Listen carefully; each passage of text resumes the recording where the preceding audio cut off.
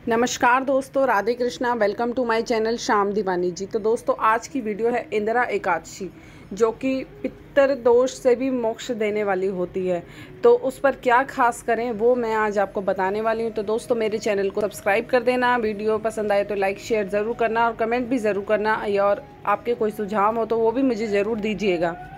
दोस्तों, इंदिरा एकादशी अश्विन मास के कृष्ण पक्ष की एकादशी तिथि को 1 अक्टूबर को रात को 11:03 से लग रही है और अगले दिन 2 अक्टूबर को रात को 11 बजे तक रहेगी। और ऐसे में इंदिरा एकादशी व्रत 2 अक्टूबर दिन शनिवार को ही रखा जाएगा। तो इस दिन सिद्ध योग भी बन रहा है और इंदिरा एकादशी के दिन भगवान विष्णु की पूजा की जाती है और पूजा के समय इंदिरा एकादशी व्रत की कथा का भी गुणगान किया जाता है। और दोस्तों, इंदिरा एकादशी को व्रत करने वाले को पुण्य की प्राप्ति मिलती है और अपने पितरों को दान करना ज़रूरी है। अपने पितरों के लिए ज़रूर दान करें और जिससे कि उनको मोक्ष की प्राप्ति हो। अगर हम अपने पितरों के लिए दान करते हैं तो उन्हें मोक्ष मिलेगा, उनकी आत्मा को शांति मिलेगी। और पितरों को मोक्ष नहीं मिला तो इंदिरा एकादशी व्रत के पुण्य से ही मोक्ष प्राप्त आप कर सकते हैं। अगर बीच में आप अपने पितर के लिए कुछ नहीं कर पाए, तो जैसा कि आपको पता है कि श्राद्ध चल रहे हैं, तो इंदिरा एकादशी के दिन आप कर सकते हैं। बहुत ही अच्छा दिन होता है।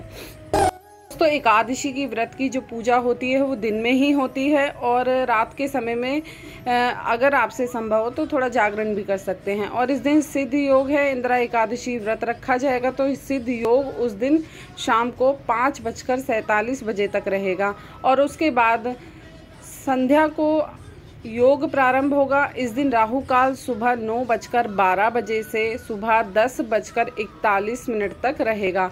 एकादशी पूजा में राहु काल का ध्यान रखना बहुत ही ज़रूरी होता है। दोस्तों, व्रत का पारण करना है वो इंदिरा एकादशी व्रत का पारण 3 अक्टूबर को सुबह 6:15 से 8:37 के बीच में कर लेना। दोस्तों, इंदिरा एकादशी व्रत को मोक्ष देने वाला भी बोलते हैं और जो लोग इस व्रत को रखते हैं ना, उनको मृत्यु के बाद भी मोक्ष की प्राप्ति होती है। वो जीवन चक्र में मुक्त हो जाता है और एकादशी पितृ पक्ष में ही पड़ती है। धार्मिक मान्यताओं के अनुसार अगर हम माने तो इंदिरा एकादशी व्रत के पुण्य को पितरों को देने की आत्मा यानी कि तृप्त होती है और उनको भी जीवन मरण के चक्र से मुक्ति मिल जाती है। इंदिरा एकादशी का व्रत किस तरीके से आपको रखना है, देखिए दोस्तों, इंदिरा एकादशी से एक दिन पहले ही यानी दशमी की तिथि को ही शाम को सूर्यास्त के बाद भोजन नहीं करना। सूर्यास्त से पहले ही आप भोजन कर लें और रात में भगवान का ध्यान करके सोएं। एकादशी के दिन प्रातः काल यानी कि सुबह स्नान के बाद व्रत का संकल्प लेते हुए इस व्रत को अपने पितरों को समर्पित करें और भगवान विष्णु का पूजन करें। पूजन में तुलसी, चंदन, गंगाजल और फल का प्रसाद अर्पित करें। व्रत रखने वाले व्यक्ति इस दिन छल, कपट, बुराई और झूठ बोलने से दूर रहें। इस दिन आप घर में ऐसी कोई चीज़ न पकाने दें। किसी को भी मांस, मदिरा, इन चीज़ों का, किसी भी चीज़ों का आप सेवन नहीं कर सकते इस दिन। और विष्णु सहस्त्र नाम का पाठ करें, विष्णु भगवान के नाम की माला का जप करें। इस दिन चावल का सेवन नहीं होता, घर में चावल नहीं बनाए जाते।